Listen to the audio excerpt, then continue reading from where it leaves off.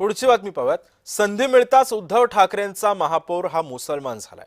परभणीमधून सय्यद इक्बाल उद्धव ठाकरे गटाकडून त्यांना महापौरपदी विराजमान व्हावं लागलंय। उबाटा गटाला एकमेव महापौर करण्याची संधी मिळाली परभणीमध्ये।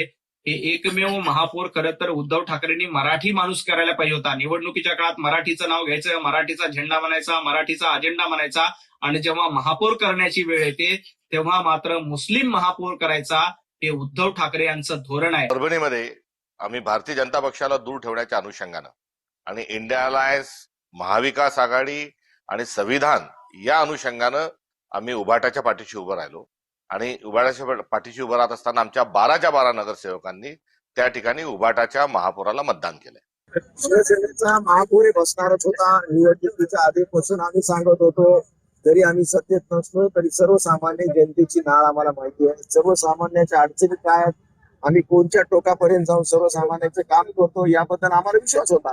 म्हणून मी सुरुवातीला म्हणल्यावर बऱ्याच लोकांनी आश्चर्य व्यक्त केलं की बाबा उबाटाचा महापौर कसा बनेल परभणीमध्ये। मी म्हणलं समय ध्यान दो, मग तुम्हाला लक्षात येईल की कसा बनेल म्हणून, आणि आज ती चमत्कार झालेला। दरम्यान हिंदुत्वाच्या बालेकिल्ल्यामध्ये उद्धव ठाकरेंनी मुसलमान महापौर विराजमान केलाय। परभणी भाजप जिल्हाध्यक्ष सुरेश भुमरेंनी ठाकरे गटावरती टीका केली आहे। ही तर जनाब सेना म्हणत ठाकरेंना त्यांनी डिवचलंय। परभणी महापौरपदी मुस्लिम उमेदवार निवडल्यावरती भाजपनं शिवसेनेवरती हिंदुत्वाशी तडजोड केल्याचा आरोप केला आणि या निवडीमुळे परभणीमध्ये भाजप शिवसेना संघर्ष तीव्र झालाय।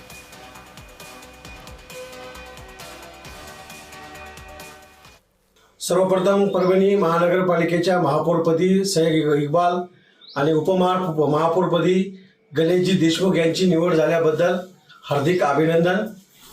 पण जनाब उद्धवजी ठाकरे, जनाब संजय जाधवजी खासदार, आमदार राहुलजी पाटील जनाब, ज्या हिंदुत्वाच्या नावावर तुम्ही आजवर मतदान मागितलं आणि आज तुम्ही सिद्ध करून दाखवलं की तुम्हाला हिंदुत्वाचं काही घेणं देणं नाही,